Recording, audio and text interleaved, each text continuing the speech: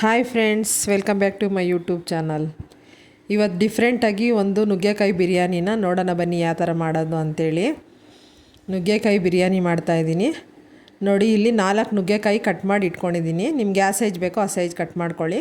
ಮತ್ತು ಅರಿಶಿನ, ಸ್ವಲ್ಪ ಲೆಮೆನ್ನು, ಮತ್ತು ಗಟ್ಟಿ ಮೊಸರು, ಉಪ್ಪು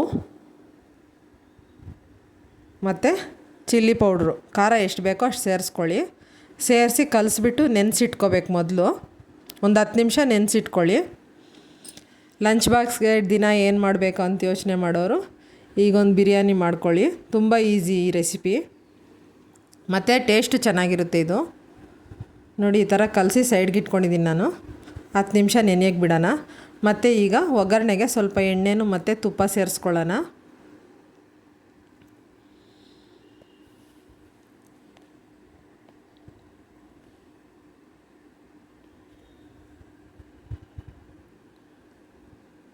ನೋಡಿ, ಈಗ ಕಾದಿದೆ, ತುಪ್ಪ ಹಾಕ್ತಾಯಿದ್ದೀನಿ.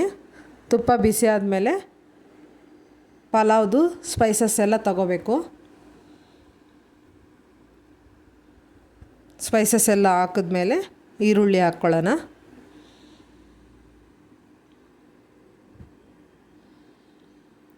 ಈರುಳ್ಳಿನ ಹಾಕಿ ಬ್ರೌನ್ ಕಲರ್ ಬರೋವರೆಗೂ ಚೆನ್ನಾಗಿ ಫ್ರೈ ಮಾಡಿ. ತುಂಬ ಬೇಗನೂ ಆಗುತ್ತೆ, ತುಂಬ ಈಸಿ ಇದೆ.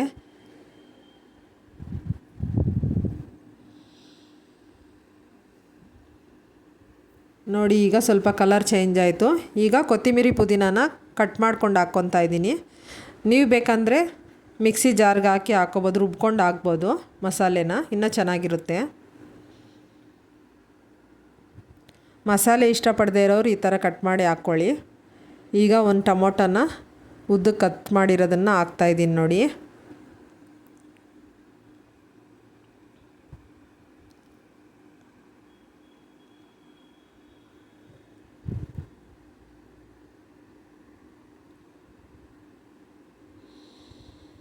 ನೋಡಿ, ಸ್ವಲ್ಪ ಉಪ್ಪು ಸೇರಿಸ್ಕೊತಾ ಇದ್ದೀನಿ. ಮೊದಲೇ ನುಗ್ಗೆಕಾಯಿಗೆ ಬೆರೆಸಿರೋದ್ರಿಂದ ನೋಡ್ಕೊಂಡು ಸೇರಿಸ್ಕೊಳ್ಳಿ ಸಾಲ್ಟು. ಈಗ ಶುಂಠಿ ಬೆಳ್ಳುಳ್ಳಿ ಪೇಸ್ಟ್ನ ಜಜ್ಜಿಟ್ಕೊಂಡಿದ್ದೀನಿ, ಅದನ್ನು ಹಾಕ್ತಾಯಿದ್ದೀನಿ ನೋಡಿ. ಅದು ಹಸಿ ವಾಸನೆ ಹೋಗೋವರೆಗೂ ಚೆನ್ನಾಗಿ ಫ್ರೈ ಮಾಡ್ಕೊಳ್ಳಿ. ಚೆನ್ನಾಗಿ ಫ್ರೈ ಆದಮೇಲೆ ಕಲಸಿಟ್ಟಿದ್ವಲ್ಲ 10 ನಿಮಿಷ, ಆ ನುಗ್ಗೆಕಾಯಿನ ಸೇರಿಸ್ಕೊತಾ ಇದ್ದೀನಿ. ಸೇರಿಸ್ಕೊಂಡು ಒಂದು 2 ನಿಮಿಷ ಚೆನ್ನಾಗಿ ಫ್ರೈ ಮಾಡ್ಕೊಳ್ಳಿ.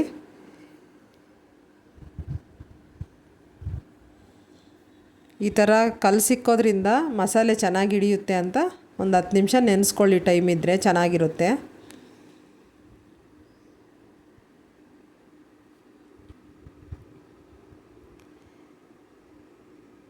ನೋಡಿ ಯಾವ ಥರ ಕಾಣಿಸ್ತೈತೆ ಅಂತ. ಒಂದು 2 ನಿಮಿಷ ಫ್ರೈ ಮಾಡಿದ್ದೀನಿ ನಾನು.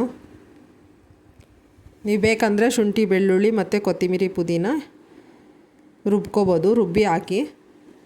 ಈಗ ಒಂದು ಗ್ಲಾಸ್ ರೈಸ್ ಹಾಕ್ತಾಯಿದ್ದೀನಿ, ತೊಳೆದಿಟ್ಕೊಂಡಿದ್ದೀನಿ ನಾನು. ಖಾರ ಎಲ್ಲ ಮೊದಲೇ ಹಾಕಿದ್ದೀವಿ. ನಿಮ್ಗೆ ಕಡಿಮೆ ಅನಿಸಿದ್ರೆ ಮತ್ತೆ ಸೇರಿಸ್ಕೋಬೋದು. ಖಾರನೂ ಉಪ್ಪು ಎರಡೂ ಸೇರಿಸ್ಕೋಬೋದು.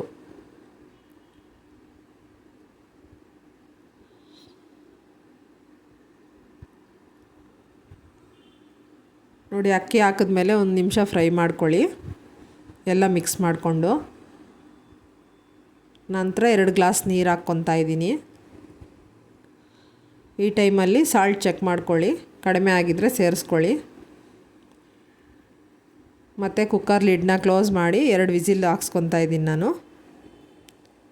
ಬೇಗ ಬೆಂದೋಗುತ್ತೆ ನುಗ್ಗೆಕಾಯಿ. ನೋಡಿ, ರೆಡಿ ಆಯಿತು ನುಗ್ಗೆಕಾಯಿ ಬಿರಿಯಾನಿ. ನೀವು ಕೂಡ ಟ್ರೈ ಮಾಡಿ ಹೇಗೆ ಬಂತು ಅಂತ ತಿಳಿಸ್ರಿ. ತುಂಬ ಚೆನ್ನಾಗಿರುತ್ತೆ, ಈಸಿಯಾಗೂ ಆಗುತ್ತೆ. ಮಕ್ಕಳ ಲಂಚ್ ಬಾಕ್ಸ್ಗೆಲ್ಲ ಚೆನ್ನಾಗಿರುತ್ತೆ ಇದು. ನೀವೊಂದು ಸಲ ಮಾಡಿ. ನಮ್ಮ ಚಾನಲ್ನ ಇನ್ನೂ ಯಾರು ಸಬ್ಸ್ಕ್ರೈಬ್ ಮಾಡದೆ ನೋಡ್ತಾ ಇದ್ದೀರಾ, ಪ್ಲೀಸ್ ಸಬ್ಸ್ಕ್ರೈಬ್ ಮಾಡಿ ನೋಡಿ, ಸಪೋರ್ಟ್ ಮಾಡಿ.